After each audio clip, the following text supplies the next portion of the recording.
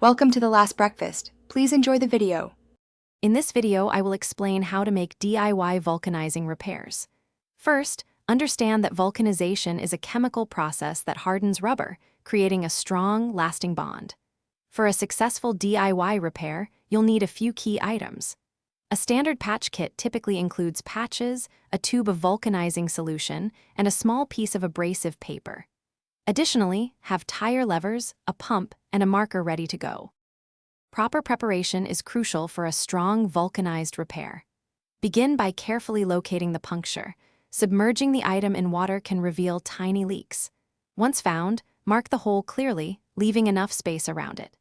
Next, clean the entire area with a rag and alcohol, ensuring it is completely dry. Finally, use sandpaper to lightly scuff the surface around the hole, making the abraded area slightly larger than your chosen patch. Now for the core of the repair, applying the patch. First, spread a thin, even layer of vulcanizing solution over the prepared, abraded area. It's important not to apply too much. Let this solution dry for several minutes until it feels tacky to the touch, losing its glossy appearance. Carefully peel the backing from your patch, touching only the edges.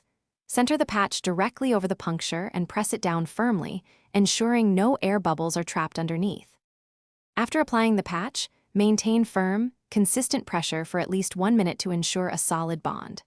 Then, gently peel away any clear protective cover from the patch, being careful not to lift the patch itself. Allow the repair to cure for several minutes before adding any air. Inflate the item partially and test for leaks, perhaps underwater.